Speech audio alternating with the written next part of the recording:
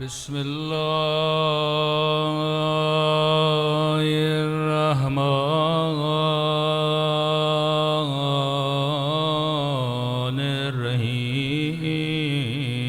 الرحيم الحمد لله رب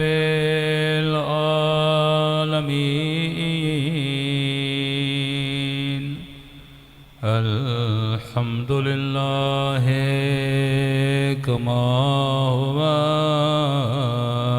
أهله الصلاة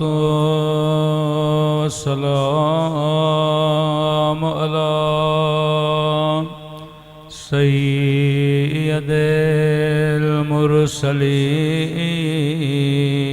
المرسلين وخاتم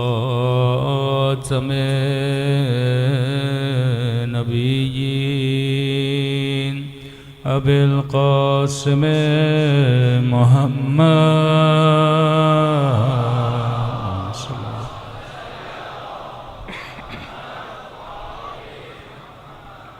وعلى آله الطيبين الطاهرين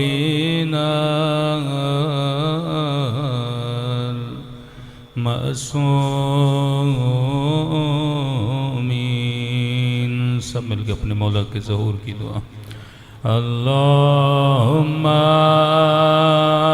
کل ولیک حجت ابن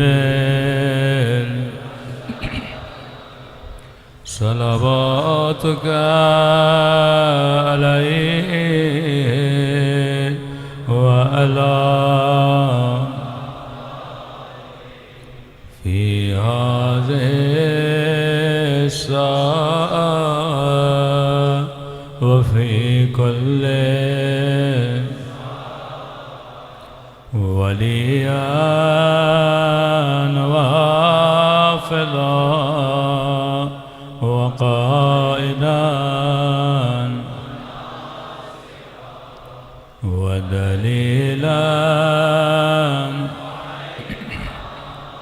حتى تسكنه أرضك طوعا وتمتعه فيها طويلا برحمتك يا أرحم صلوات پڑھے محمد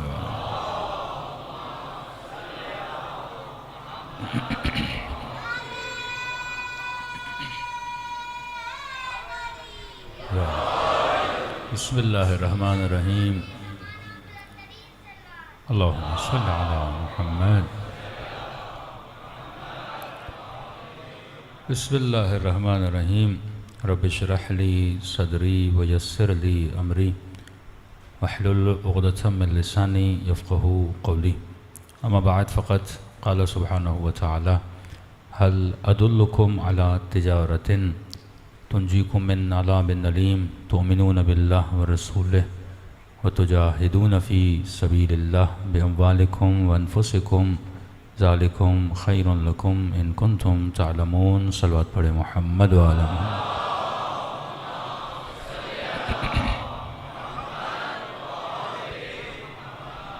دعا ہے پروردگار عالم ہم سب کی عبادتوں کو اپنی بارگاہ میں قبول فرمائے اور جس مقصد زندگی اور حیات کی خاطر ان مجلسوں میں آتے ہیں خدا ان مقاصد میں بھی ہم سب کو کامیابیاں نصیب فرما دے مسلسل آپ کی خدمت میں عرائض پیش کر رہے ہیں تربیت انسان کے عنوان سے کہ انسان اس لیے ہے کیونکہ یہ صلاحیت تربیت رکھتا ہے حیوان اس لیے ہے کیونکہ حیوان تربیت پانے کی صلاحیت نہیں رکھتا حیوان درخت سے افضل ہے پودوں سے بہتر ہے کیونکہ ایکسٹرا آرڈنری پاورز رکھتا ہے درخت پتھر سے افضل ہے کیونکہ پتھر ثابت ہے، اس میں جمود ہے، لیکن درخت میں نمو ہے، وہ ثابت نہیں ہوتا، دن بدن بڑھتا ہے۔ تو اللہ نے کائنات میں کیٹیگریز بنائی ہیں۔ نازل ترین درجہ جو ہے وہ پتھروں کا ہے، اس کے بعد درخت افضل ہے، اس کے بعد حیوان افضل ہے، اور اعلیٰ ترین منزل جس کے خلق کرنے کے بعد خدا اپنی ذات پہ فخر کر رہا ہے اور کہتا ہے میں احسن الخالقین ہوں، بہترین بنانے والا ہوں، وہ وجود کس کا وجود ہے؟ انسان کا وجود ہے۔ تو کمال انسانی یہ ہے کہ انسان تربیت پانے کی صلاحیت رکھتا ہے۔ ہم دنیا میں اس لیے آئے تاکہ ہم تربیت پائیں، لیکن سوال یہاں پہ یہ اٹھتا ہے کہ مولانا اب کون سا علم حاصل کر کے ہم تربیت پائیں؟ کیونکہ دنیا میں علوم بہت ہیں، آپ یونیورسٹی جاتے ہیں، بائیولوجی ہے، کیمسٹری ہے، سوشل اسٹڈی ہے، سائیکولوجی ہے، مختلف علوم ہیں، تو میں کون سا علم حاصل کروں جس سے میری تربیت ہو اور میں خدا کے قریب ہو جاؤں؟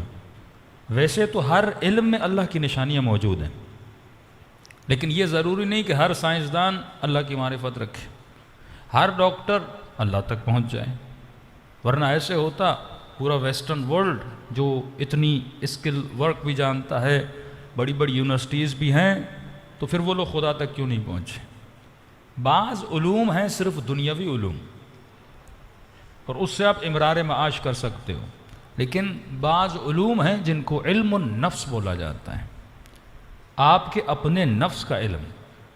پہلے جانو کہ یہ مشین جو خدا نے تجھے دی ہے، یہ مشین ہے کیا، اس کے اندر کون سی توانائیاں ہیں، اس کے اندر کون سی طاقتیں ہیں، اس کے بعد تم پروردگار عالم کے قریب جا سکتے ہو۔ تو میں نے مولا کی ایک حدیث آپ کے سامنے پڑھی تھی اور تشریح بھی آپ کی خدمت میں نے پیش کی تھی۔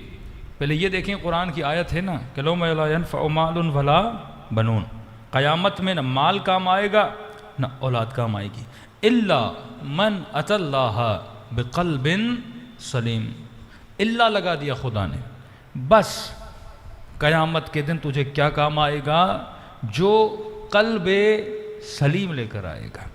معصوم سے پوچھا مولا یہ قلب کیا ہے؟ کہ قلب سے مراد ہے جو روح سلیم لے کر آئے گا، سلیم سے مراد کیا ہے؟ جو روح سالم لے کر آئے گا۔ اور مسلم کس کو کہتے ہیں؟ جس نے اسلام کو تسلیم کیا ہے۔ سلامتی اگر تجھے ملنی ہے تو جب تک روح مسلم نہ بن جائے۔ مسلم کس کے سامنے تسلیم؟ اللہ کے سامنے تسلیم ہونا ہے۔ اللہ کے بعد کس کے سامنے تسلیم ہونا ہے؟ رسول کے سامنے تسلیم ہونا ہے۔ رسول خدا کے بعد کس کے سامنے تسلیم ہونا ہے؟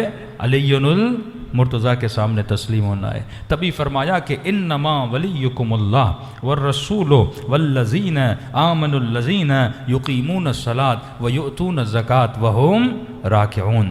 تو تین ولایتوں کے انڈر رہتے ہوئے تسلیم رہ سکتا ہے۔ یہ تین ولایتیں ہیں جو تجھے خدا تک پہنچا سکتی ہے۔ پہلی ولایت اللہ کی ولایت ہے، دوسری ولایت رسول کی ولایت ہے۔ اے خدا تیسری ولایت کس کی ولایت ہے؟ تو اللہ کی آواز آتی ہے تیسرا تیرا وہ ولی ہے جو حالت رکوع میں زکوٰۃ دیتا ہوا نظر آ جائے۔ اب مسلمان کہتے ہیں ہم بھی زکوٰۃ دیتے ہیں، میں بھی ولی، تو بھی ولی، لیکن خدا نے عجیب نشانی بتائی، یہ نہیں کہا جو زکوٰۃ دیتا ہوا نظر آئے، کہا جو حالت رکوع میں زکوٰۃ دیتا ہوا نظر آ جائے۔ یہاں پہ ایک شبہ بھی اٹھتا ہے جوانوں کے ذہنوں میں، شبہ یہ ہے کہ پروردگار عالم نے اگر ان کی ولایت ہمارے اوپر واجب کرنی تھی اور تسلیم اللہ کے سامنے، رسول کے سامنے، رسول کے بعد آل رسول کے سامنے تسلیم ہونا تھا، پھر اللہ نام بتا دیتا، جس طرح اپنا نام بتایا ہے، جس طرح رسول کا نام بتایا ہے، اسی طرح اللہ بارہ کا بھی نام بتا دیتا۔ تو اللہ کہتا ہے اگر تو تیز ہے تو میں بھی تیرا خدا ہوں، میں بھی جانتا ہوں، میں دشمن کی فکروں کو جانتا ہوں، میں ان کے نقشوں کو جانتا ہوں، میں ان کے پلانز کو جانتا ہوں۔ کیا مطلب پروردگارا؟ اچھا یہ بتا، آج تک تو یہ ثابت کر کر کے تھک گیا اور جناب ماننے کے لیے تیار نہیں ہے کہ رسول کے بعد اگر کوئی ولی تھا تو علی مرتضیٰ تھا، وہ کہتے ایسی کوئی بات نہیں ہے، نبی کسی کو نومینی کر کے نہیں گئے تھے۔ تو سوال یہ ہے، اگر اللہ نام بتا دیتا تو علی کے دشمن اپنے سارے بچوں کے نام بھی وہی رکھ دیتے۔ اللہ بتا دیتا پہلا علی ہے، دوسرا حسن ہے، تیسرا حسین ہے، تو وہ بھی کیا کرتے؟ جس بھی گھر میں بچہ پیدا ہوتا سب اپنے بچوں کے نام حسن حسین رکھنا شروع کر دیتے۔ اب تو اس پہ ثابت کرنا لگ جاتا، نہیں اللہ نے جو حسن بولا تھا وہ اور تھا، یہ والا حسن نہیں ہے، یہ والا حسین نہیں ہے۔ تو اللہ کی آواز آئی، میں بھی تیرا خدا ہوں، میں بھی تیرے مزاج کو جانتا ہوں، میں نام نہیں بتاؤں گا، صفت بتاؤں گا۔ نام سے زیادہ صفت مضبوط ہوتی ہے۔ مثلا اس مجمع میں کئی لوگ ہیں جن کے نام علی ہیں، کسی کا حسن ہے، کسی کا احمد ہے، کسی کا محمد ہے، کسی کا محمود ہے، لیکن اگر 10 علی کے نام والے بندے بیٹھے ہوں تو وہ کس کے ذریعے سے پہچانے جائیں گے؟ صفت کے ذریعے۔ بھائی اس علی کو جا کر چائے دے کر آؤ، مثلا جو موٹا ہے، اس علی کو جا کر چائے دے کر آؤ جو سخی ہے، اس مثلا حسن کو مثلا یہ چیز دے کر آؤ جس کے اندر یہ صفت ہے۔ تو بندے کس سے پہچانے جاتے ہیں؟ صفت سے پہچانے جاتے ہیں نا۔ جب کسی کو بلانا ہوتا ہے تو آگے سے آپ صفت لگاتے ہو نا، عالم ہے، مولانا ہے، نوح خاں ہیں، مرثیہ خاں ہیں، اور جب صفت لگاتے ہو تو اس صفت کا اس کے اندر ہونا بھی ضروری ہے۔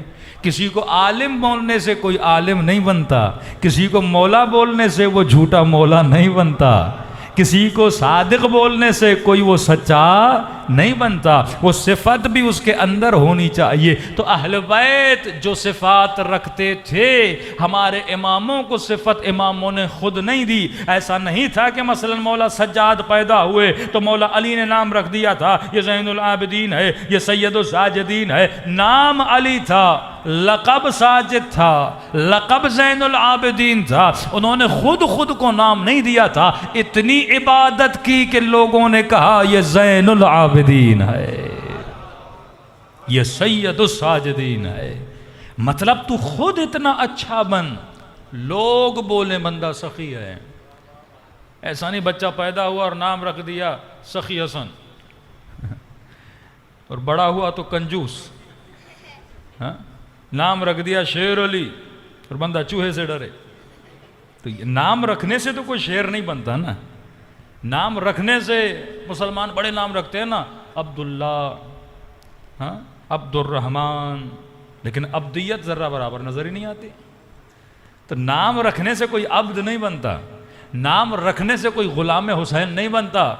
تو نام مثلا اپنا حسین رکھ لے، لیکن صفت غلامی والی پیدا کر کہ حسین تجھے بلائیں کہ یہ غلام حسین ہے۔ اصل صفت ہے، صفت اظہر ہوتی ہے نام سے، یہ کوئی ڈھکی چھپی چیز نہیں ہے۔ لوگ نام سے کم پہچانے جاتے ہیں، صفت سے زیادہ پہچانے جاتے ہیں۔ اب یہ ایک بری عادت بھی ہے، قرآن کہتا ہے وَلَا تَنَابَزُوا، ایک دوسرے کو لقب برے نہ دیا کرو۔ قرآن کے مطلب بعض لوگ بولتے ہو موٹے صاحب ادھر آ جاؤ، بری بات ہے۔ نام رکھتے ہیں، کسی بیچارے کا رنگ کالا ہے، کالو ادھر آ جاؤ، یہ بری بات ہے۔ اللہ کہتے ہیں نام سے، کوئی لمبا ہے تو لمبو ادھر آ جاؤ، بری بات ہے۔ قرآن کہتا ہے وَيْلٌ لِكُلِّ هُمَزَةٍ لُمَزَةٍ، اللہ منع کرتا ہے کسی بندے میں کوئی ظاہری عیب ہے تم اس کو اس نام سے پکار دو، خدا اس سے راضی نہیں ہوتا۔ مومن جب بھی پکارتا ہے اچھے لقب سے پکارتا ہے۔ یہ کہاں سے سیکھو گے؟ حدیث کے ساتھ سے سیکھو گے۔ سیدہ بچوں کو کیسے بلاتی ہیں؟ یا ثمرۃ فؤادی، اے میرے دل کے چین۔ بیویاں شوہروں کو بلائیں نام سے نہ پکارا کریں، اچھے لقب سے پکارا کریں۔ باپ بیٹے کو بلائے نام سے نہ پکارے۔ کسی نے کہا مولانا میرا بیٹا بڑا کنجوس ہے۔ بچے بچپن میں بڑے کنجوس ہوتے ہیں۔ ایک بچہ اس کے پاس 2 ٹافیاں ہیں، اگلا بچہ لیتا ہے کہتا ہے لے لو۔ دوسرے بچے کے پاس ڈبہ ہوتا ہے ٹافی کا، مر جاتا ہے 1 ٹافی نہیں دیتا۔ بچپن سے اس کے اندر مثلا کنجوسی ہے۔ اب آئی ہے تو یا ماں سے آئی ہے یا باپ سے آئی ہے، پیدائشی تو بچہ بھی کنجوس نہیں ہوتا، وہ جینیٹکلی تیرے ہی جراثیم ہے اس کے اندر۔ اب ان جراثیم کو نکالنا کس طرح نکالنا ہے؟ کہ مولانا کس طرح بچے کو سخی بناؤں؟ میں نے کہا بڑا آسان ہے۔ میں نے کہا اسے کیا بولتے ہو؟ کہا دن رات ہم اسے یہی بولتے ہیں، تو بڑا کنجوس ہے، تو بڑا۔ میں نے کہا غلط کر رہے ہو، تو بول دے تو بڑا سخی ہے۔ میں نے کہا اس کا لقب ہی سخی رکھو۔ کہ مولانا وہ کیسے؟ کہ جب کوئی مہمان آئے نا، بچہ بیٹھا ہو تو آپ بول دو میرے اس بیٹے میں بڑی اچھی کوالٹی ہے، بڑا سخی بیٹا ہے میرا۔ وہ بھی اندر سے شرمائے گا کہ بابا سخی بول رہے ہیں، وہ تجھے دکھانے کے لیے سخی بھی بن جائے گا۔ اسی طرح بیوی شوہر کے تعلقات بھی اسی طرح ہیں۔ جب تو اچھے لقب سے اپنے شوہر کو بلاتی ہے، وہ لقب سن سن کے ویسا بن جاتا ہے۔ جب اچھے لقب سے شوہر اپنی بیوی کو بلاتا ہے، مثلا کہا مولانا میری بیوی بڑی بدتمیزی کرتی ہے۔ میں نے کہا جب مہمان آئے نا تو بولو بھائی سب کی بیویاں ہیں لیکن میری بیوی جیسا اچھا اخلاق کسی کا نہیں ہے۔ میں نے کہا جھوٹی تعریف کرتے رہو، یہ وہ جگہ ہے جہاں جھوٹ جائز ہے۔ اصلاح کی نیت سے اس کی تعریف کرو، اس کو موٹیویٹ کرو تو بندہ کیا ہو جائے گا؟ بدل جائے گا۔ بات نکلی ہے تو ایک واقعہ یاد آ گیا، صلوات پڑھے محمد و آل محمد۔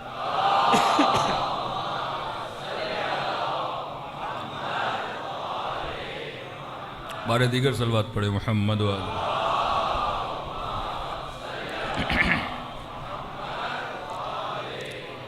بڑی عجیب ہے فطرت اسلام۔ یہ علم کون دے گا تجھے؟ محمد اور آل محمد دیں گے نا۔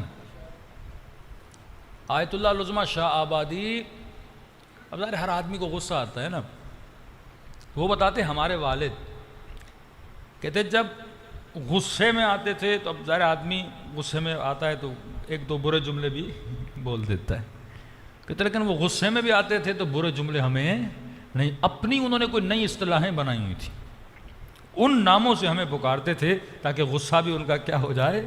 اتر جائے۔ سندھ میں ایک وڈیرا تھا، بے انتہا کنجوس۔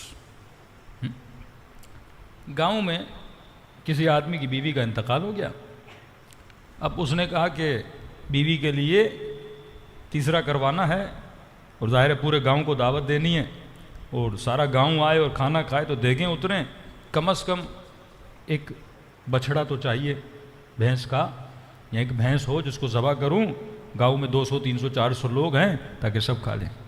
اب بیچارہ اداس بیٹھا تھا، اس کے پاس پیسے نہیں تھے، غریب تھا، کروں تو کیا کروں، تیسرا آنے والا ہے، پیسے اس کے پاس نہیں تھے۔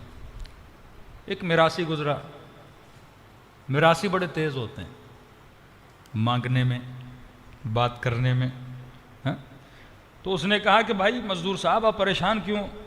اس نے کہا بیوی کا انتقال ہو گیا ہے اور تیسرا کروانا ہے لیکن پیسے نہیں ہیں، بچڑا کہاں سے لوں، گائے کہاں سے لوں؟ اس نے کہا گھبراتے کیوں، یہ وڈیرا جس کے پاس ہزاروں ایکڑ زمین ہے، اس زمین پہ اتنے بچڑے اتنی بکریاں کھڑی ہیں، جا کے بول دے ایک بچڑا تجھے دے دے۔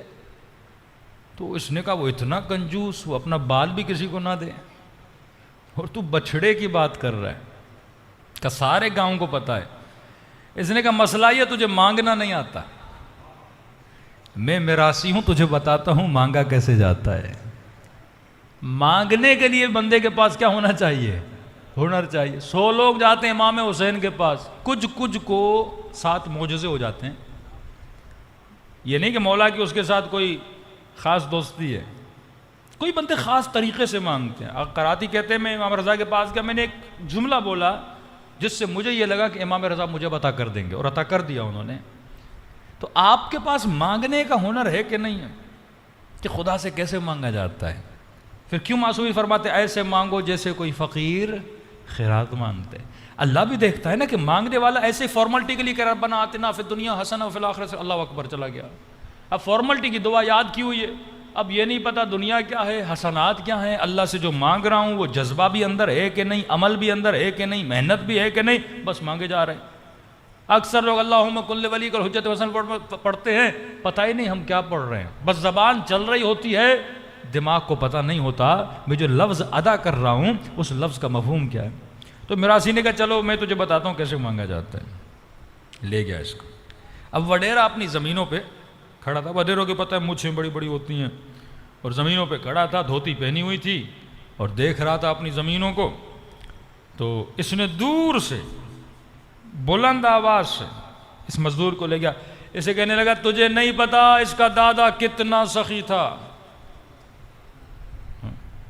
اب جب آپ کی کہیں تعریف ہو نا آپ کے کان متوجہ ہو جاتے ہیں، برائی اور تعریف کہیں بھی ہو نا آپ بزی بھی ہوتے ہیں نا آفس میں، کان آپ کے پیچھے لگے رہتے ہیں، تعریف ہو رہی ہے، خواتین کے اس میں کان بڑے تیز ہوتے ہیں، کہیں پہ کسی کی برائی ہو رہی ہو فوراً اچھا کیا ہوا، دور سے پوچھتی ہے کیا ہوا. تو غیبت سننے کی جو ہمیں عادت ہے یہ فطرت انسان ہے، تعریف ہو اچھائی یا برائی فوراً اس کے کان کھڑے ہو جاتے ہیں. اس نے کہا تجھے نہیں پتا اس کا دادا کتنا سخی تھا. اب وڈیرا سن رہے ہیں، کہا اچھا کہاں، فلاں گاؤں میں ایک مسئلہ ہوا تھا، اس نے اتنے غریبوں کو گھر بنا کے دیے تھے.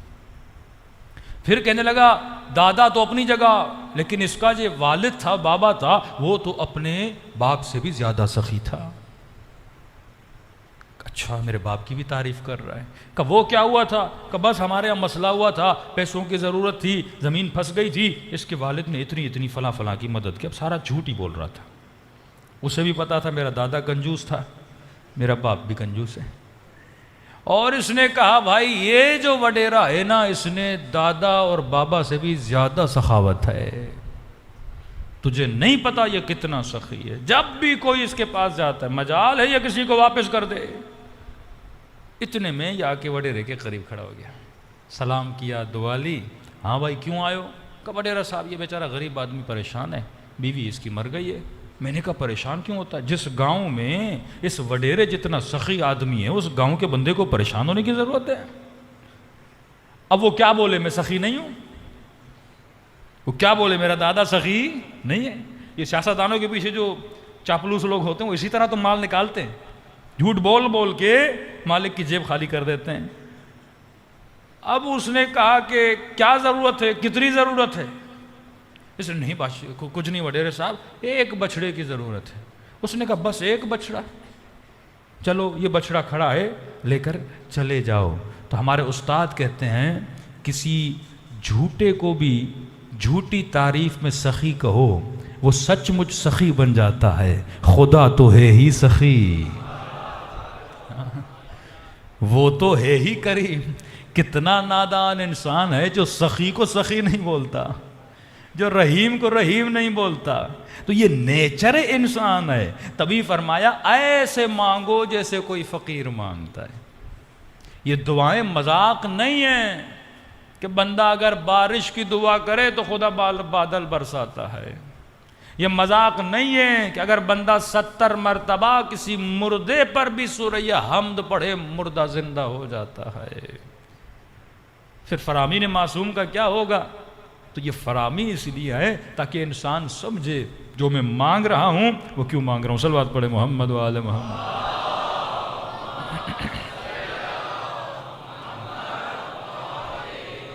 تو بات چل رہی تھی نام سے زیادہ صفت مضبوط ہوتی ہے. اللہ نے کہا اگر نام بتاؤں گا سب اپنے بچوں کے نام وہی رکھیں گے جو میں نے بتائے ہیں. انہوں نے جھوٹے 12 خلیفے بنائے کہ نہیں بنائے؟ بڑی کوششیں کی، ان سے 12 نہیں بن رہے، یا بڑھ جا رہے ہیں یا کم رہ جا رہے ہیں. ایک واحد مکتب اہل بیت ہے کہ ہمارا جو آنکڑا ہے وہ پورے کا پورا کھڑا ہو جاتا ہے. بالکل ان کے 12 نہیں. بنو امیہ کے دیکھیں 12 نہیں، بنو عباس کے اس سے زیادہ. کریں تو کیا کریں، پھنس گئے. بیچ میں یزید کو کاٹنا پڑتا ہے، فلاں کو کاٹنا پڑتا ہے، نام ہی ان کے پورے نہیں ہوتے. لیکن اللہ نے آپ کو اہل بیت دیے، لیکن پورے قرآن میں خدا نے نام نہیں بتایا. کیا بتائی؟ صفت بتائی. اب ایک آیت پڑھتا ہوں، جب بھی کوئی بندہ ملے اس سے اس کی تفسیر پوچھ لیجئے گا. ایک تو یہ صفت بتائی کہ تیسرا وہ ولی ہے جو حالت رکوع میں زکوٰۃ دے. اسپیسیفک صفت ہے، ایک ایسی صفت اگر اللہ یہ بولتا تیسرا ولی وہ ہے جو زکوٰۃ دیتا ہے. ایک وہابی مولوی کو سن رہا تھا، کہا پھر تو ہم سارے ولی ہیں کیونکہ ہم بھی زکوٰۃ دے رہے ہیں. اللہ نے یہ نہیں کہا جو زکوٰۃ دیتا ہے، کہا جو حالت رکوع میں زکوٰۃ دیتا ہے. آج تک کوئی ایسا زکوٰۃ دینے والا آج بھی آپ نے دیکھا ہے جو رکوع میں زکوٰۃ دے؟ چلو آج تک کوئی فقیر دیکھا ہے جو لوگوں کو نماز کے بیچ میں آ کے بولے پیسے دو مجھے؟ آج یہ نیچرل بات ہے نا. سارے فقیر جمعہ نماز کے بعد دروازے پہ کھڑے رہتے ہیں. اسے پتہ ہے نمازی بھاگا بھاگا تو کہیں جا نہیں رہا، نکلے گا مسجد سے ہی اور نکلے گا تو میں کہوں گا بھائی اللہ کے نام پہ مجھے دے دو. اگر کوئی فقیر بیچ میں آ جائے تو دنیا کہے گی پتہ نہیں فقیر یہ کیسا ہے. تو دنیا نے نہ کوئی ایسا فقیر دیکھا جو بیچ میں مانگے، اور دنیا نے نہ کوئی ایسا نمازی دیکھا جو رکوع میں زکوٰۃ دے۔ نمازی بھی اگر کان پہ آواز آئے نا کہ اللہ کے نام پہ دے دو تو وہ بھی کہے گا نماز ختم کر کے دے دوں گا، جلدی کیسی ہے۔ نہ کوئی نمازی بیچ عبادت میں زکوٰۃ دیتا ہے، نہ کوئی فقیر بیچ نماز میں خیرات مانگتا ہے۔ تو علماء فرماتے ہیں یہاں فقیر کا مزاج بھی فقیروں سے نہیں ملتا تھا، نمازی کا مزاج بھی نمازیوں سے نہیں ملتا تھا۔ اور یہ فقیر کو کتنا یقین تھا جاؤں گا مجھے کوئی دے گا۔ کوئی دنیا کا ایسا فقیر نہیں ہے جو نمازیوں کے بیچ میں چلا جائے اور خیرات مانگے، اسے خیرات بھی مل جائے، وہ کہے گا مانگوں گا کون دے گا بیچ نماز میں مجھ سے۔ تو کہتے ہیں نہ فقیر فقیروں جیسا تھا، نہ نمازی نمازی جیسا تھا، لگ ایسے رہا تھا کہ فقیر نمازی کو جانتا تھا، نمازی فقیر کے مزاج کو جانتا تھا۔ میرے مولا نے کہا کیسے نہ جانتا، دینے والے علی تھے، لینے والا جبرائیل تھا۔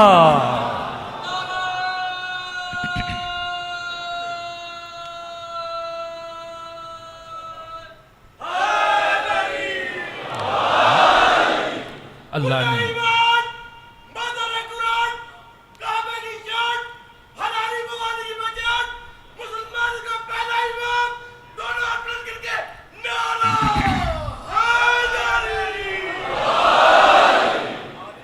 اللہ کلو دیتا ہے، اللہ کیا دیتا ہے؟ نشانیاں دیتا ہے۔ دوسری نشانی دی، یہ وہی ہیں جو تمہاری تربیت کریں گے۔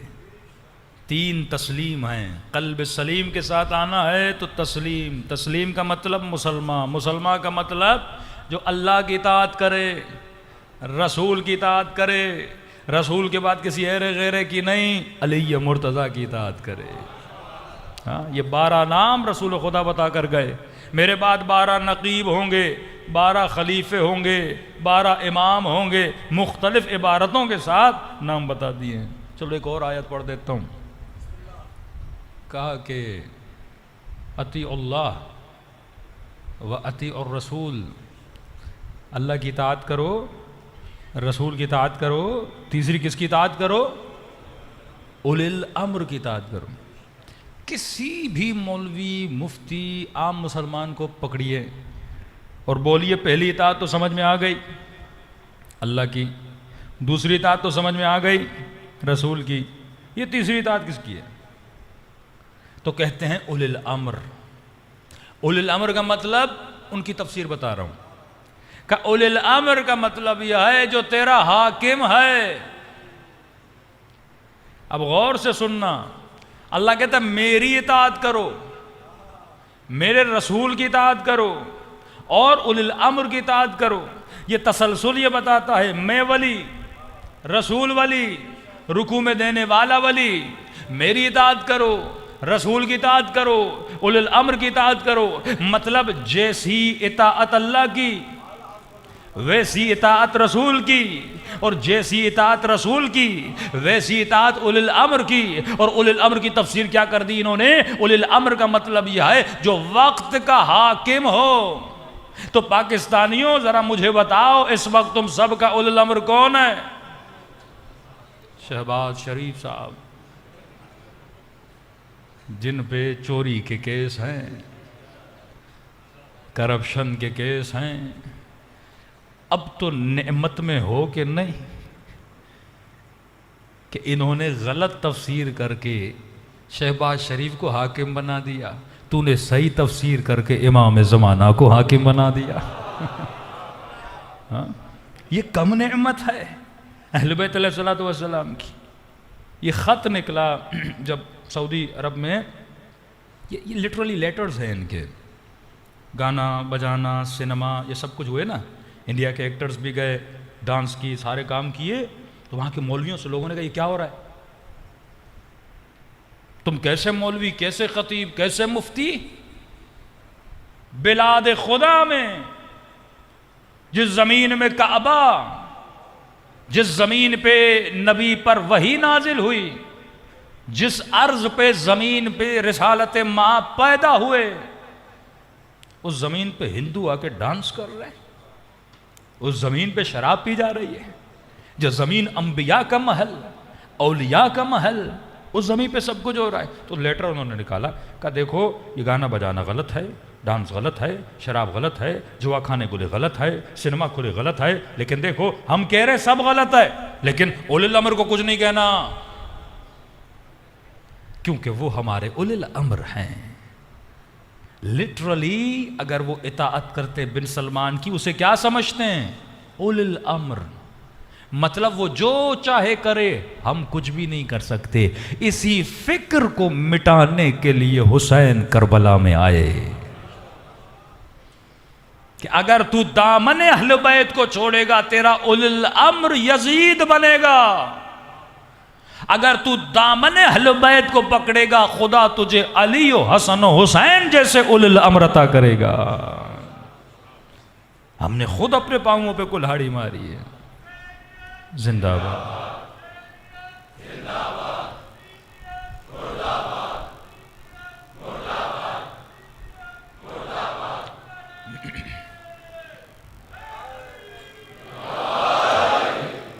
صراحتاً میں نے دوسری مجلس میں انچولی میں اور کل IRC میں بیان کیا تھا, اگر جو لوگ وہاں نہیں آتے تو یہاں بھی کل کی مجلس سے بیان کر دوں گا.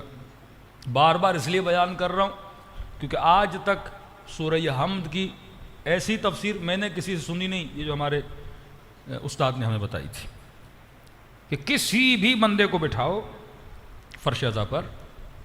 اب ظاہر ہے مجھے اپنی تربیت کرنی ہے.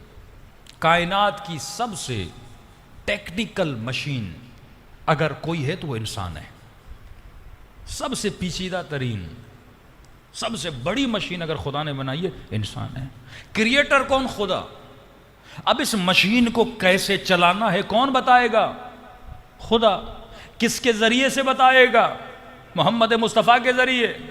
اب جب رسول چلے گئے تو کوئی ایسا تو ہونا چاہیے جو انسان کامل ہو, جیسے انسان کے روح, انسان کے جسم اور انسان کی تربیت کا کمپلیٹ علم ہو. جو 40 سال بت پرستی کرتا رہا وہ انسان کامل نہیں ہو سکتا. جو کبھی شراب پیتا رہا وہ انسان کامل نہیں ہو سکتا. جو نبی کو تک و تنہا جنگ احد میں چھوڑ کے چلے جائیں وہ انسان کامل نہیں ہو سکتے. تو یہ کیسے ممکن ہے کہ پروردگار عالم انسان کو بغیر ہادی کے چھوڑ دے؟ جن کے دروازے پہ جانا ہے اور اپنے وجود کو تربیت دینی ہے. تو میں نے کہا سورہ حمد میں اللہ نے کمپلیٹ بتایا, کیونکہ لمبا تفسیر ہے, اس میں کل آؤں گا. خدا گواہ ہے آپ تفسیر سنیں گے آپ کو مزہ آئے گا. نہ حدیث میں جانے کی ضرورت ہے نہ روایت میں جانے کی ضرورت ہے. قرآن حدیثوں روایتوں کا محتاج نہیں ہے. ابتدائی ہدایت قرآن ہر بندے کی کرتا ہے. کہ الف لام میم ذالک الکتاب لا ریب فیہ, ترجمہ تو پڑھو زندگی میں کم از کم ایک بار. مظلومیت امیر المؤمنین یہ ہے, میں جہاں بھی جاتا ہوں 500 کا مجمع, 1000 لوگوں کا مجمع, سب سے یہ پوچھا جاتا ہے کتنے لوگ ہیں جنہوں نے کمپلیٹ زندگی میں ایک مرتبہ نہج البلاغہ پڑھا ہے؟ کتنے لوگ ہیں؟ یہ افسوس کا مقام نہیں ہے کہ پورے مجمع میں سے ایک ہاتھ بھی نہیں اٹھا. علی کل بھی مظلوم تھے, علی آج بھی مظلوم ہے. آج کسی جوان سے پوچھو تم نے زندگی میں کتنی فلمیں دیکھی, کہتے مولانا یاد ہی نہیں, اتنی دیکھی ہے. کسی خاتون سے پوچھو تو نے کتنے ڈرامے دیکھے, کہ یاد ہی نہیں میں نے اتنے ڈرامے دیکھے ہیں. پر ڈے کتنے آورز تو سوشل میڈیا یوز کرتا ہے؟ منیمم رپورٹ آئی ہے 4 to 6 آورز ہر بندہ سوشل میڈیا استعمال کرتا ہے. مطلب آج تو 20 سال کا ہو گیا, 25 کا ہو گیا, 70 کا ہو گیا, علی اتنے مظلوم ہیں, تجھے ٹائم نہیں تو علی کی باتوں کو سنے. بس یہ ڈیوٹی ہے تو 10 دن مجلس حسین میں آئے.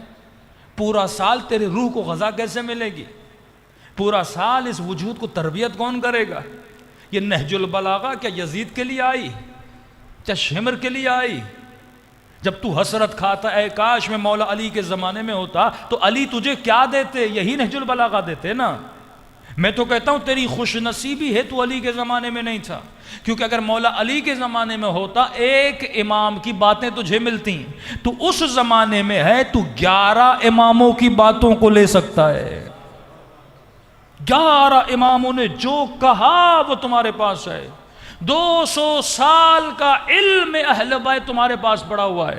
ہر سال نہج البلاغہ مختلف ورژنز میں چھپتی ہے. صحیفہ سجادیہ، امام زمانہ کے حوالے سے ان کے خطوط، توقیعات، یہ ساری چیزیں پڑھی ہیں.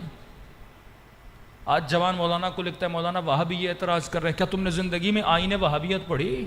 کیا تمہارے گھر میں عقائد امامیہ کی کتاب ہے؟ کیا تمہارے گھر میں توضیح المسائل ہے؟ کیا تجھے نجاسات و طہارات کا پتہ ہے؟ یہ وہ علم ہے، یہ وہ حدود الہی ہے جس کی طریقے سے، جس کے ذریعے سے تمہاری روح پرواز کرے گی. تو زبانوں پر تو علی کا نام ہے، لیکن وجود علی کی تعلیم سے کیا ہے؟ دور ہے. تو جب تک میرے اندر آتش نہیں ہوگی نا، فرمایا العلم فی الجوع، علم خدا اسے ہی دیتا ہے جو بھوکا ہوتا ہے علم کا. اگر تمہارا پیٹ بھرا ہوگا نا کھانے کی طرف نہیں جاؤ گے، لیکن 1.5 دن کی بھوک بھی ہو نا، رات کے 2 بجے بھی گھر سے نکلو گے، بھوک تجھے گھر سے نکالے گی. یہ بھوک ہے جو صبح سے شام تک تجھے محنت کرواتی ہے، کیونکہ ہم محسوس نہیں کر رہے کہ کس عالم اور کس کائنات میں جانا ہے. تو عالم دنیا کا وجود نہیں ہے، تو عالم برزخ کے لیے بنا ہے، تو قیامت کے لیے بنا ہے، تو حور بننے کے لیے آیا، تو سلمان بننے کے لیے آیا، تو اخروی لذتوں کو حاصل کرنے کے لیے آیا. تو جب تک اپنے ہاتھ کو دامن اہل بیت میں، دامن اہل بیت کا مطلب یہ ہے علم اہل بیت سے بندہ فائدہ لے. صلوات پڑھے محمد و آل محمد.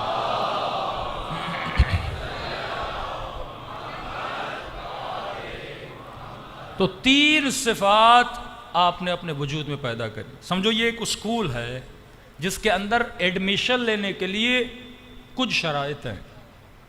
پہلی شرط میں نے بتائی آپ کو کہ ثبات قدم کا ہونا ضروری ہے.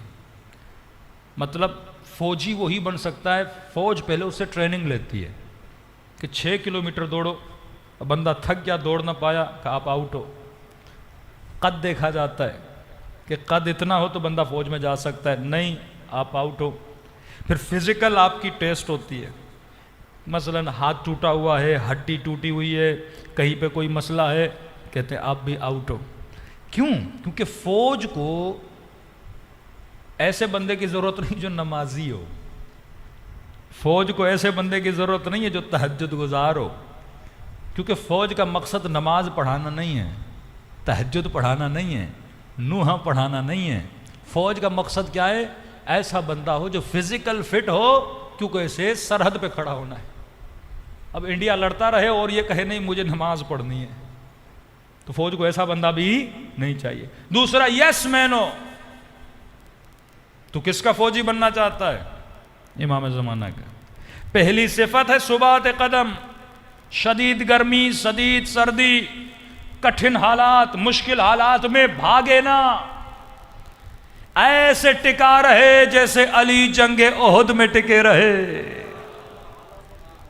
بھگوڑے کبھی رسول کے فوجی نہیں بن سکتے. آج بھی تو بھاگے گا، امام زمانہ کا فوجی نہیں بن سکتا. پہلے ثبات قدم. کس کا فوجی؟ علی کا فوجی. حجت خدا کا فوجی بننا ہے. ہر مجلس کے بعد دعا کرتے امام زمانہ کے اعمال و انصار میں شریک فرما. اصول وہی ہے جو آج دنیا کی افواج میں. مولا کے یہاں بھی یہی اصول ہے، اصول بدلا نہیں ہے. وہ سالم جسم مانگتے ہیں، امام سالم روح مانگتا ہے. مولا کی دربار میں یہ نہیں بندہ لنگڑا ہے، لوڑا ہے، بوڑھا ہے، کمر جھکی ہوئی ہے، کہیں گے نہیں. کہ حسین کو وہ فوجی بھی پسند ہے جو سعید اور جون کی طرح 90 سال کا ہے. حسین کی فوج میں جوان، بوڑھا، کالا، سفید، مسیحی، مسلم سبھی آ سکتے ہیں. کربلا گلدستے کا نام ہے. کربلا میں جون سب سے بوڑھا، کربلا میں کالے رنگ والا مولا کا افریقی غلام بھی ہے. کربلا میں چھوٹے سے چھوٹا جوان 13 برس کا بھی موجود ہے. بڑے سے بڑی عمر والا صحابی بھی موجود ہے. کربلا میں بچی بھی ہے، بچہ بھی ہے. کربلا میں عورت بھی ہے، مرد بھی ہے. کربلا میں شیعہ بھی تھا، کربلا میں سنی بھی تھا. زہیر کون ہے؟ عثمانی مکتب والا تھا نا.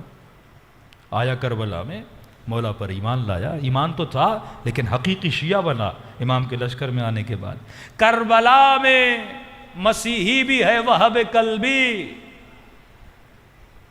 2 دن کا شیعہ.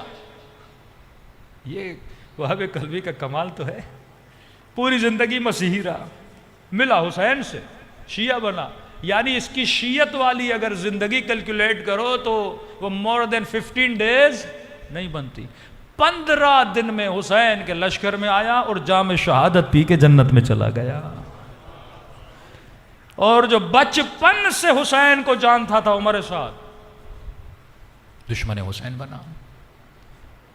تو کربلا کی ایسی یونیورسٹی کا نام ہے جہاں پہ ہر بندہ آ سکتا ہے، عورت، مرد، بچہ، جوان، بوڑھا، رنگ، نسل، مذہب، کوئی فرق نہیں ہے۔ پہلے حسین کو سمجھ۔ تو حسین کو جسم نہیں، سالم روح چاہیے، افواج عالم کو سالم جسم چاہیے۔ تو پہلی صفت وہاں ثبات جسم ہو۔ مولا حسین کے لشکر میں، آل اللہ کے لشکر میں اگر آنا چاہتے ہو تو یہاں ثبات روح ہو، کہ فرمایا المؤمن کا جبل الراسخ، مومن مضبوط پہاڑ کی طرح ہوتا ہے۔ اور ثبات تب آتا ہے جب تمہاری عقل مضبوط ہوتی ہے۔ جب تم غلط کیلکولیشن کرتے ہو، نفع نقصان، نفع کیا ہے، نقصان کیا ہے، اس کی ڈیفینیشن کرو۔ آپ سب سے سوال کرتا ہوں، انسان عاشق کمال ہے،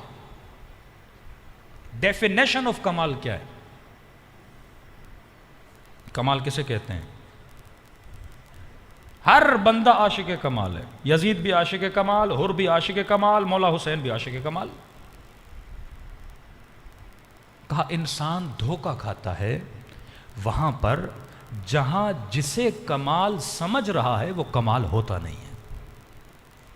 کہ آغا نراکی کا جملہ یاد رکھیے، وہ شے کمال ہو ہی نہیں سکتی جس کی انتہا فنا اور نجاست ہو۔ اگر تو عاشق جسم بنے گا، آج یہ جسم جوان ہے، 50 سال کے بعد ختم۔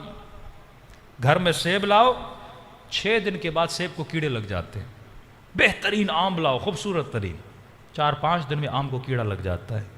جسم انسان، روح نکلی رکھو، بدبو ترین وجود بن جاتا ہے۔ بچے کہیں گے نکالو اس کے، اتنی بدبو آتی ہے۔ بہترین کھانے سفرے پہ سجا کے کھاتے ہو، انتہا نجاست۔ آب زمزم بھی پیو گے، انتہا کیا ہو جاتی ہے؟ نجاست ہو جاتی ہے۔ دنیا جس کا ابتدا حسین ہے، انتہا نجس ہے۔ یہاں ہر شے کو فنا ہے، ہر شے کو فنا ہے۔ اب آدمی غلطی کرتا ہے کمال کو سمجھنے میں، جسے کمال سمجھتا ہے وہ کمال ہوتا نہیں۔ لیکن اسے کمال سمجھتا کیوں ہے، یہ سوال ہے۔ شمر نے مال کو کمال کیوں سمجھا؟ یزید نے حکومت کو کمال کیوں سمجھا؟ فرمایا ہر وہ شے جسے انسان کمال سمجھتا ہے، علمی اصطلاح ہے، ہر وہ شے کمال سمجھی جاتی ہے جو منشأ اثر رکھتی ہو۔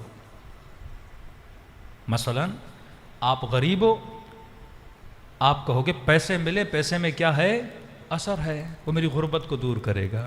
آفیسر بنوں گا، طاقت آئے گی، ضعف کو دور کر دے گا، اسے کمال سمجھتا ہے۔ اب ماسو فرماتے ہیں کمال مطلق کون ہے؟ جو پوری کائنات کو قدرت و طاقت دے رہا ہے، وہ کمال مطلق پروردگار عالم ہے۔ تو کمال مطلق کا عاشق بن، تیری دنیا بھی سنور جائے گی، آخرت بھی سنور جائے گی۔ جب تو شناسائی کرے گا مجھے کس چیز کے پیچھے، وہ کون بتائے گا؟ یہ امام معصوم بتائیں گے۔ تو پہلی صفت تمہارے وجود میں ثبات قدم ہونا چاہیے۔ ایک فوجی بھی فوج میں جانا چاہتا ہے، ثابت قدمی کا ہونا بہت ضروری ہے، جسے ہم استقامت بھی بولتے ہیں۔ صبح سویرے اٹھایا جائے گا، ٹھنڈے پانی سے بولیں گے نہاؤ۔ اب بندہ بولے نہیں میں ٹھنڈے پانی سے ڈرتا ہوں، استقامت نہیں، فوج سے نکال دے گی۔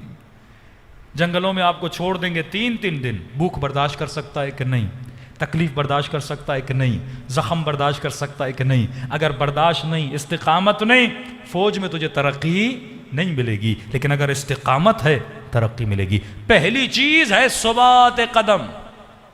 دوسری چیز اسکول آف امام حسین، اسکول آف اہل البیت میں داخلہ لینے کے لیے اگر یہ 3 چیزیں ہیں تو سلمان بن سکتا ہے، میثم تمار بن سکتا ہے۔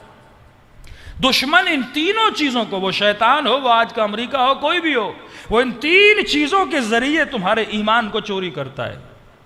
پہلی چیز تمہاری استقامت کو ختم کرے گا، جوانوں کے ایمان کو کمزور کرے گا، انہیں شہوت کا غلام بنائے گا، انہیں مال کا غلام بنائے گا۔ یہ مسجد میں آئے گا، مال کو دیکھ کے چلا جائے گا، یہ سب کچھ کرے گا، لیکن اس کے قدم لرز جائیں گے۔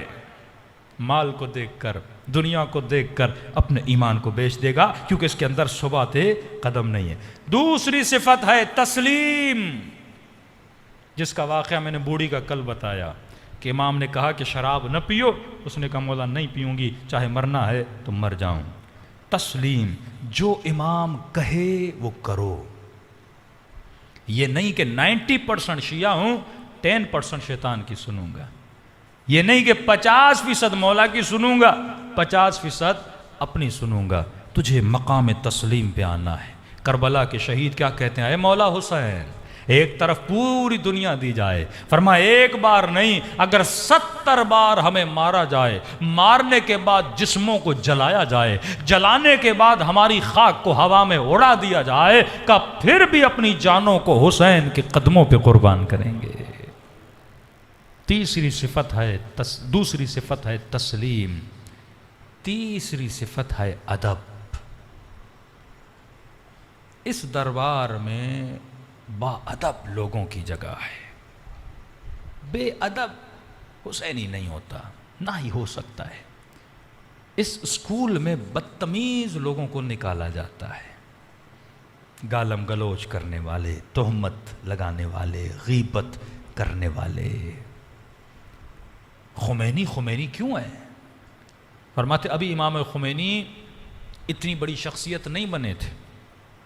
شاید شہید مطہری فرماتے ہیں مدرسے فیضیہ میں درس دینے جاتے تھے، کہ ایک دفعہ درس پہ جا رہے تھے، کسی شاگرد نے امام خمینی کو بتایا کہ آپ کا جو فلاں شاگرد ہے اس نے مدرسے فیضیہ میں بیٹھ کے کسی عالم دین کی غیبت کی ہے۔ کہتے ہیں اس دن امام خمینی اتنے غمگین ہوئے، مدرسے میں درس دینے بھی نہیں گئے، اور 3 دن امام خمینی کو شدید بخار ہو گیا کہ ایک طالب علم میرا شاگرد اور اس نے غیبت کی ہے۔ آج ہمارے لیے بڑا آسان ہے ایک محفل میں بیٹھ کے ایک دوسرے کی برائیاں کرنا۔ کہ خمینی اتنے ناراض کیوں ہوتے ہیں؟ کہ الغیبت اشد من الزنا، کہ تو امام بارگاہ میں زنا کرے گا؟ مسجد میں کوئی زنا کرے گا؟ کہ یہ اشد ہے زنا سے، زنا نہیں ہے، زنا سے بدتر ہے۔ کہ کیوں؟ کہ زنا کا گناہ لوگ کبھی ایسی جگہوں پہ نہیں کرتا، کسی اور جگہ پہ جا کے کرے گا، لیکن غیبت ایک ایسا گناہ ہے جو مسجد میں بھی کی جاتی ہے، امام باڑے میں بھی کی جاتی ہے، ممبر سے بھی کی جاتی ہے، تبھی اشد من الزنا ہے۔ دوسری چیز، جب تو زنا کرتا ہے تو خود گنہگار ٹھہرتا ہے، 2 لوگ گنہگار ہوتے ہیں، لیکن جب تو غیبت کرتا ہے تو معاشرے کو تباہ و برباد کر دیتا ہے۔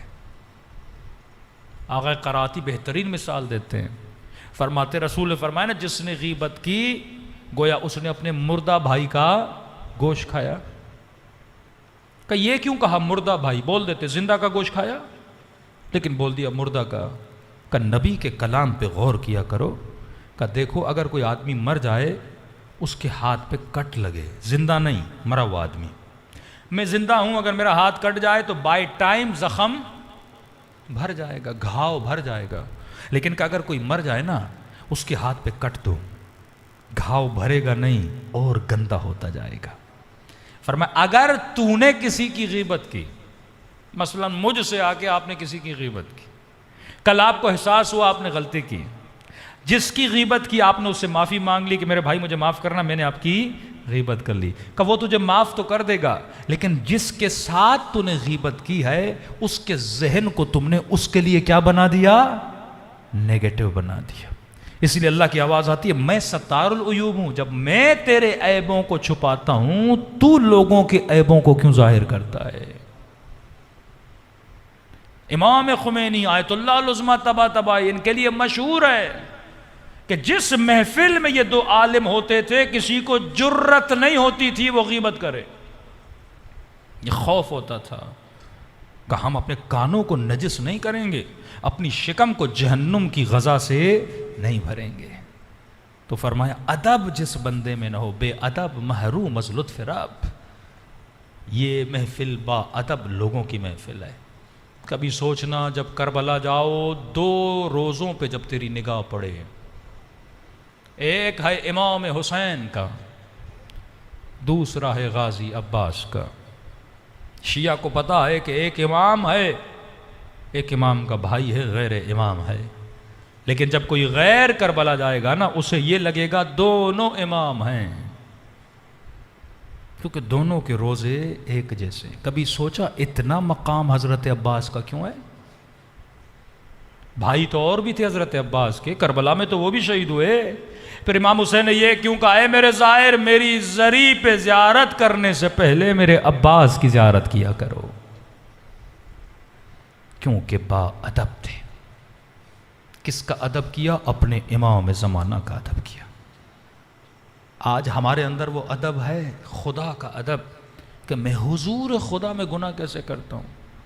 مطلب نہ ثبات ہے، نہ تسلیم ہے، نہ ادب ہے، تینوں چیزیں نہیں ہیں۔ نہ ثبات قدم ہے، نہ حکم خدا کے سامنے تسلیم ہوں، نہ میرے وجود میں ادب ہے۔ فرمایا اللہ یہ نہیں دیکھتا تم نے کتنا علم حاصل کیا۔ ہم نے ایران میں، قم میں ایسے ایسے واقعات ہیں کہ کئی لوگ علم حاصل کر کر کے مجتہد کے درجے تک پہنچے، اور ایک بندہ جو موچی تھا، نائی تھا، اس کو امام زمانہ اپنی زیارت کراتے تھے۔ کبھی علم تکبر پیدا کرتا ہے، کیونکہ تہذیب نہیں ہے۔ اگر تو ان پڑھ بھی ہے نا، لیکن حسین کا ادب ہے۔ مولا کا ایک چاہنے والا جوان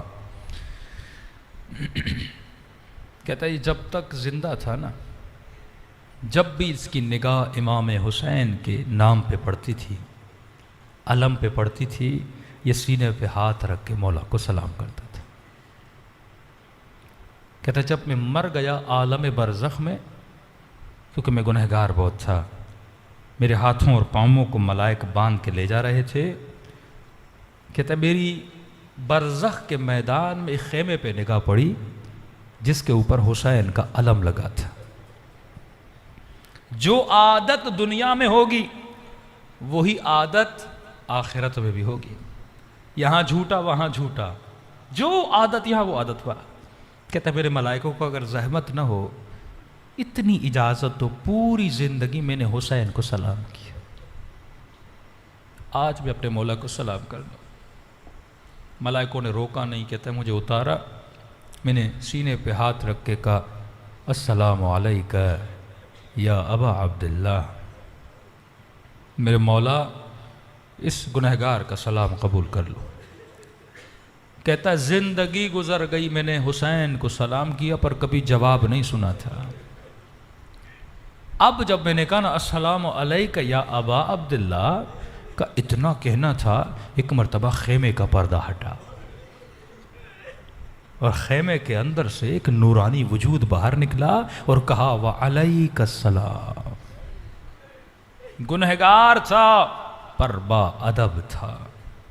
جو باپ کا ادب نہ کرے، بچوں کا ادب نہ کرے، بیوی شوہر کا نہ کرے، شوہر بیوی کا نہ کرے، جس گھر کی چھت پہ عباس کا علم ہو، نیچے گالم گلوچ ہو رہا ہو، تو با ادب کا علم لگا کے نیچے بے ادبیاں کر رہا ہے۔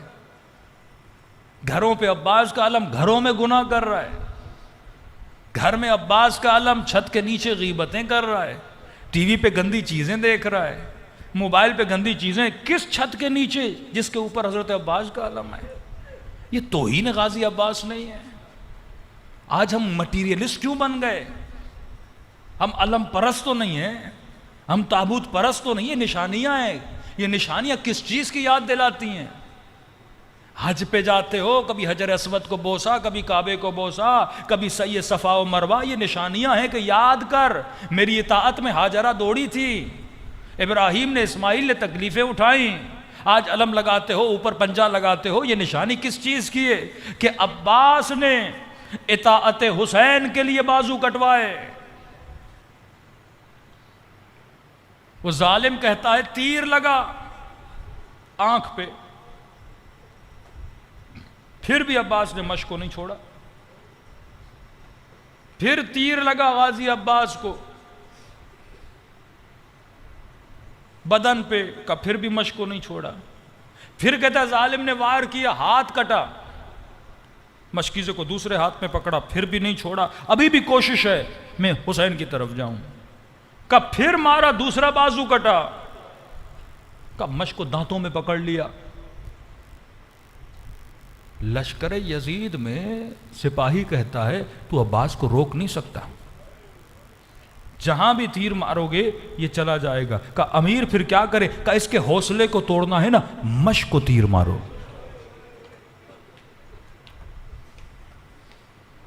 تاریخ لکھتی ہے جیسے مشق کو تیر لگانا، عباس رک گئے، ایک قدم آگے نہیں بڑھایا. کسی نے پوچھا کہ مولا غازی رکے کیوں؟ کہا یہ مشق نہیں تھا، یہ حسین کا حکم تھا کہ عباس پانی لے کر آؤ. اب جب پانی نہ رہا عباس ٹوٹ گئے.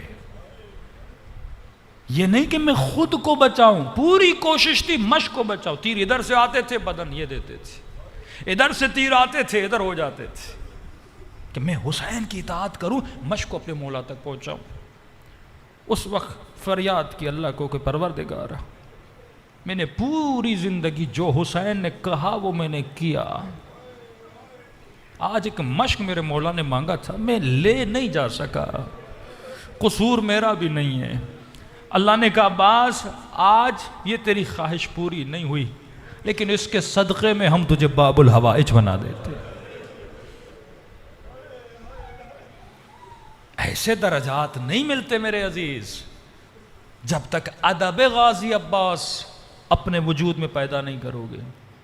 پوری رات ماتم کرتا رہو یا عباس یا حسین یا عباس یا حسین، لیکن اس سینے میں ادب نہ ہو، تجھے یہ سمجھ ہی نہ آئے کہ یہ بدن با ادب نہیں بنے گا تو قیامت میں کھڑا کیسے ہوگا؟ اگر میں اللہ کی نافرمانی کروں گا، یہ زبان کہتا ہے جیسے میں نے سلام کیا خیمے سے امام حسین آئے، کا اشارہ کیا ملائکوں کو اسے لے کر آؤ. کہ جیسے مولا کے قریب، امام نے کہا کیا معاملہ ہے؟ کہتا ہے شرم سے سر جھکا لیا. حسین نے ملائکوں کو اس کا نام اعمال دو. کہ جیسے امام حسین نے میرے نام اعمال کو پڑھا، کہتا ہے حسین کی آنکھوں میں آنسو بھر آئے، اور میں کیا کروں تیرے لیے؟ اور مجھے دیکھ کے کہا تو میرا ماننے والا تھا، یہ کیا لے کر آیا ہے؟ کہتا سر اٹھانے کی جرت نہیں تھی، بس 2 جملے کہے مولا ظلمت نفسی تجرأت بجہلی، بس ظلم کر کے آیا، جاہل تھا. کہتا اتنا کہنا تھا. حسین نے نگاہوں کو بلند کیا، کہا اللہم اغفرہ بحق حسین، اے خدا حسین کے صدقے میں سے بخش دے. کہتا ہے اب جو نام اعمال کو دیکھا نا، برائیاں نیکیوں میں بدل چکی تھی. آج بھی دعا کریں کہ مولا حسین ایک نگاہ ہم سب کے نام اعمال پہ کریں. بس آج ایک جملہ بول دیں کہ اے خدا ان عزاداروں کو حسین کے صدقے میں بخش دے. ہمیں کیا چاہیے اس سے زیادہ؟ یہی وہ فقیری، یہی ادب کی بھیک مانگو ترے اہل بیت سے. دعا کرے خدا ہم کو با ادب بنا. ادب کیسے ہے، ادب کیا ہے، انشاءاللہ اگلی مجلس میں بیان کیا جائے گا. خلوص سے ادب سے اپنے مولا حسین کو سلام کریں اور دعا کریں خدا ایسا بنائے جیسا امام زمانہ ہم سب کو دیکھنا چاہتے ہیں. السلام علی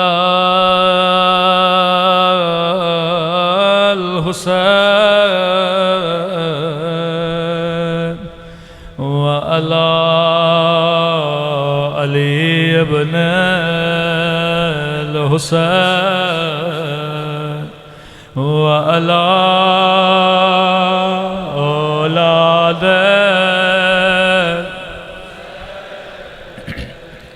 وعلى أصحابه سب مل کے السلام علی وعلی علی ابن وعلی اولاد وعلی اصحاب میرا سلام ہو اس درد بھرے منظر پہ میرا سلام ہو کربلا کے اس شہید پہ جس کے دائیں طرف کی پسلیاں بائیں طرف چلے گئے تھے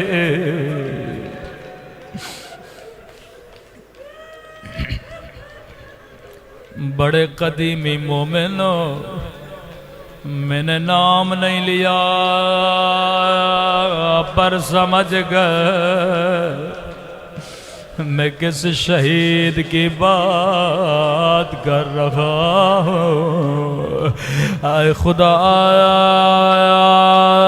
تجھے حسن کے یتیم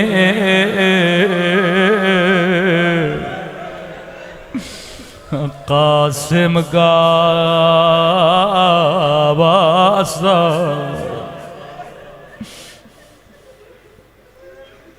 قاسم کی پسلیاں ایسے ٹوٹے تھے جیسے مدینے میں زہرا کی پسلیاں ٹوٹے تھے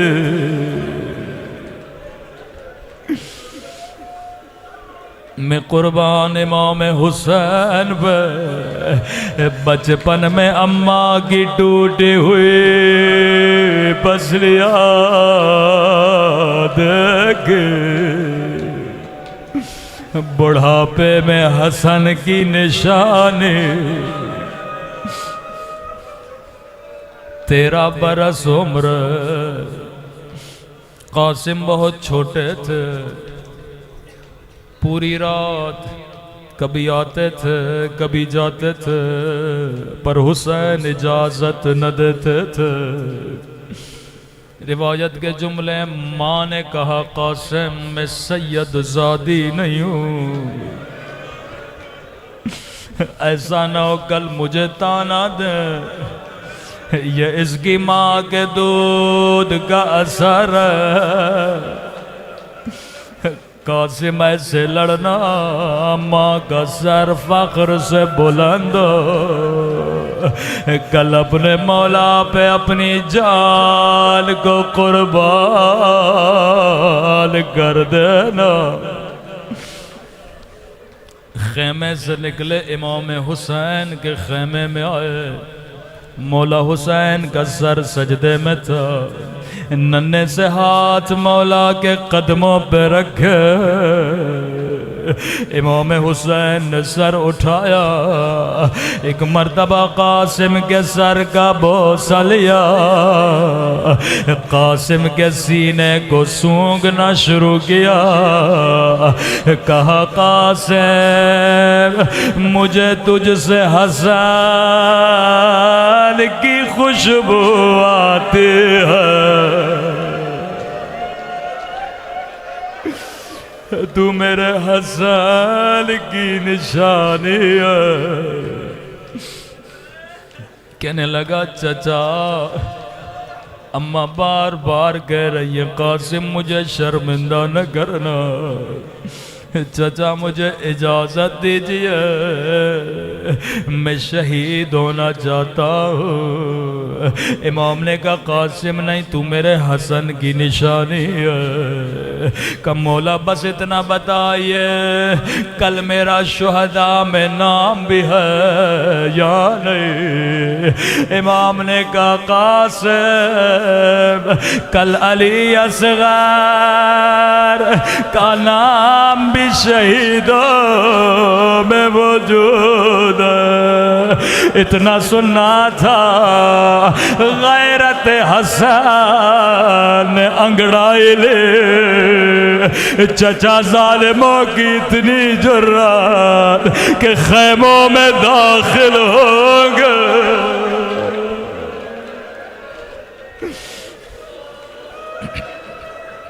حسین نے بھتیجے کو سینے سے لگایا، کہا نہیں قاسم، میرے ہوتے ہوئے کوئی خیمے میں نہیں آئے گا۔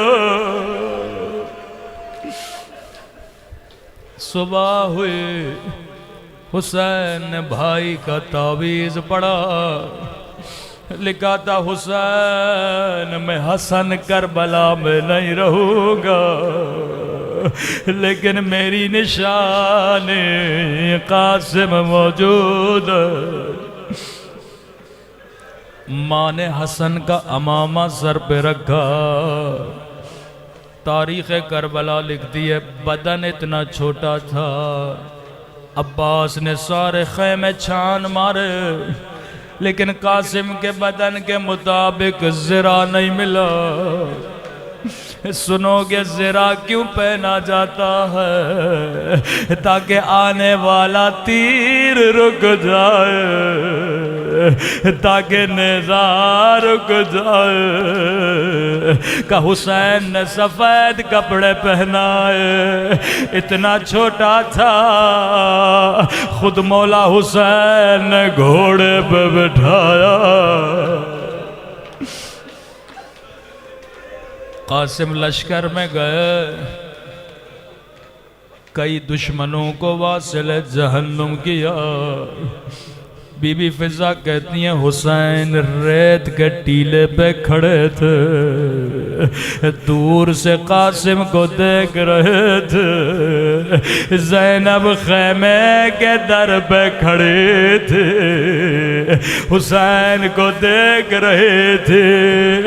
قاسم کی ماں مصلی پہ بیٹھے تھے، زینب کو دیکھ رہے تھے۔ فرمایا ایک مرتبہ قاسم گھوڑے سے زمین پہ آئے، حسین ریت کے ٹیلے سے گرے، زینب خیمے کے در پہ گرے، قاسم کی ماں مصلی پہ گرے۔ کہا میرے اللہ تیرا شکر ہے،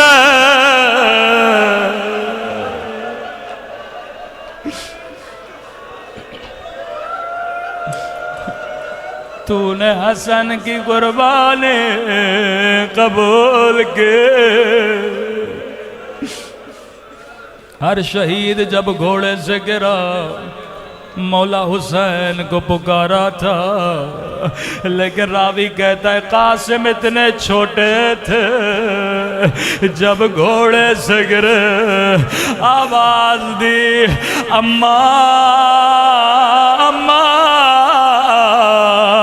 میں گھوڑے سے گر گیا۔ حسین دوڑے دوڑے بھتیجے کے پاس پہنچے، میرے استاد پڑھا کرتے تھے، حسین کو کہیں قاسم کا لاشا نظر نہیں آیا۔ کہ قاسم چچا کو آواز دو۔ ایک مرتبہ دائیں طرف سے آواز آئی جی میرے مولا، بائیں طرف سے آواز آئی جی میرے مولا۔ حسین سمجھ گئے، ابا کے دامن کو بچھایا، کٹی ہوئی انگلیاں اٹھائے، کٹے ہوئے گوشت کے ٹکڑے اٹھائے، گٹھڑی کو باندھا، نجف کی طرف منہ کیا۔ بابا علی خیبر فتح کرنا آسان ہے، خندق فتح کرنا آسان ہے، لیکن یتیم کی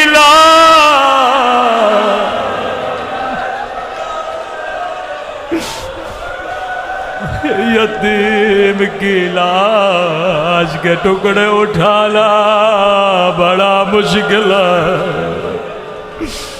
گٹھڑی کو باندھا، حسین نے کمر پہ رکھا۔ قاسم وہ شہید ہے جس کا لاشا خیمے میں نہیں لے گئے، خیمے کے در سے آواز دے، اما فضا ذرا بہن زینب کا بلانا۔ بی بی زینب خیمے کے در پہ آئے، بہن زینب قاسم کی لاش لایا ہو۔ بی بی زینب نے کہا حسین تیرے ہاتھ تو خالی ہے، لاش کہاں ہے؟ کہا یہ جو گٹھڑی میری پیٹھ پہ دیکھ رہی ہو اس میں قاسم کی لاش ہے، لیکن ماں کو نہ دکھانا۔ جیسے گٹھڑی کھلی ماں کی نگاہ پڑی، ہائے میرا قاسم، ہائے حسن کا یتیم، ماتم حسین۔